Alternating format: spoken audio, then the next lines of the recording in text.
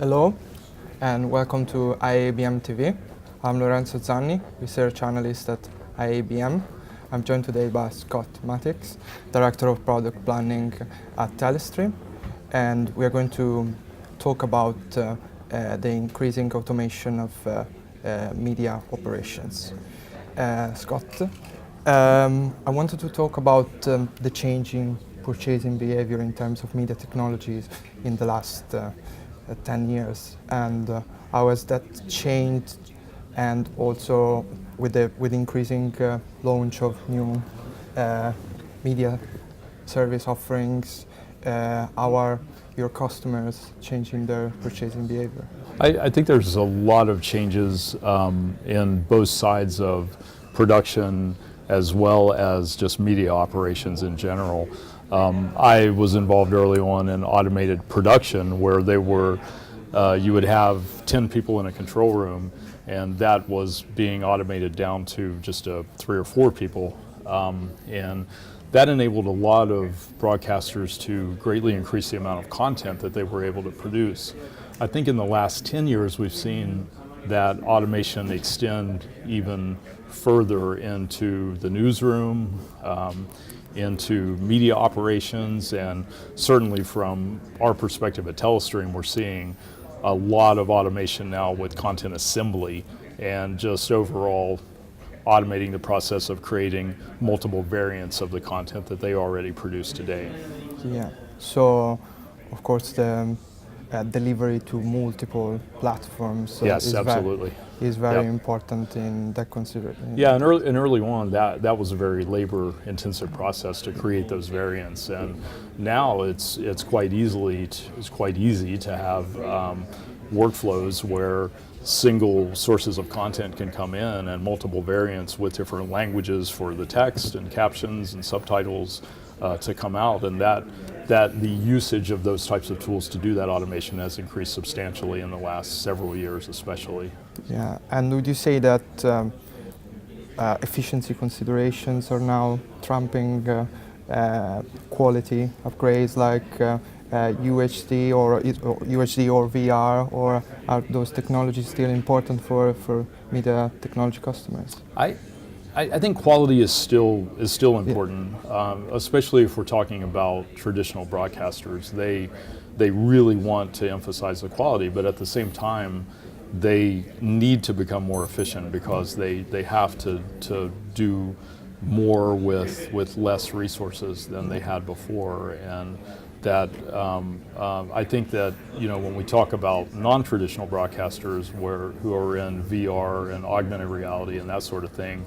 I think quality is still important, but at the same time they have to reach the audiences with the feature set that they need. So it's more important that in virtual reality, when you turn your head, that everything is there, yeah. And some of the things that are there may not be perfect, but if they're not there, you're going to notice that even more. So I think it really depends on the type of broadcaster that's doing the work, actually. Thanks for that. And what is Telestream doing in terms of product planning? What are you working on to satisfy the changing customers' needs? We're really just trying to serve all of the media needs of the customers. So file-based has been our forte for many years. We have live capture products now that can take an operation all the way from ingest of content through to live streaming of the content, and also be able to enable that to be edited at the same time. So we can capture content, edit it, and that may actually go out as a file to a social media site, for example, and at the same time we can stream that out live to the internet over the top and that sort of thing. So we're really just trying to solve all of our customers' problems along that whole workflow chain, and there are new problems every day that we see, and many of our established customers are looking to us for advice on how to best meet those kind of solutions that they need to those problems. So. Thank you. And what would you say are their main challenges in transitioning to to new media, to OTT services, S4D, or also posting stuff for social media. There's need, of course, to be on different platforms. Yep. What are their main challenges? I think the challenges are really twofold. On the one hand, keeping up with the standards, because the delivery standards for content, it's challenging to get that right. And for example, we have providers, let's say such as Netflix, who they have a very rigid requirement for getting the packages, and that's going to be true of Apple and Amazon and anyone. The customers have to be able to create those packages with all of the elements that are required to be part of it. And if they mess up one little thing, then it gets rejected, and then they have to spend double the amount of time to try to fix that. So that's really a pretty large challenge for being able to get that content to where it needs to be. And then I think the other part of the challenge is just how do you efficiently do all of these things? Can you have one staff that can send content to all of these different entities? And in order for that to happen, they have to have automation tools to be able to facilitate that. IMF is another big challenge that we're seeing. Customers, especially here in Europe, we're hearing a lot more about IMF delivery this year than we did last year, for example. And we have a suite of tools to make the ability to distribute that IMF content much more straightforward and much easier. And we're finding that the challenges for customers on that front are very similar around the world, and it is something that they definitely need help with. Okay, thank you. And is this translating into, in terms of R&D spending, for example, are you focusing on specific things as well? Yep, absolutely. I mean, for Telestream especially, we have a pretty large engineering staff, and some of the engineers are working on sustaining our existing products, but a significant percentage of our engineers are working on R&D and working on the new types of products that are going to be needed, not just next year, but maybe 2 years from now. We're doing a lot of work in the cloud. We have many of our customers are looking at maybe not necessarily moving to the cloud, but augmenting their on-premises media processing requirements with that same type of thing in the cloud, so that they can burst to the cloud, or if they're comfortable with keeping their source material in the cloud, it makes more sense to do the processing there before you bring it down in a final delivery, rather than bringing it down and back up and down and back up, which wastes a lot of time and a lot of bandwidth. Okay, and that's a challenge we heard about a lot, so trying to balance the effort between the legacy offerings and the new things, the new trends that are coming out, and how are you managing that in terms of, because obviously it's an investment effort as well, and you need to allocate the right amount of investment in the right amount of technologies. Yeah, well, we're very lucky at Telestream in that we have some very talented people that have been in this industry since the very beginning, and we were very early on in file-based media management and then automating workflows, and so we have a number of senior engineers who can oversee teams of perhaps younger, less experienced engineers, but we're constantly bringing new people in and training them, and we have a very solid team where the investment, it is a substantial investment, of course, whenever you're investing in newer technologies, but if you can also use that opportunity to train additional people to be able to work on other projects, then that makes it much more economical to do that.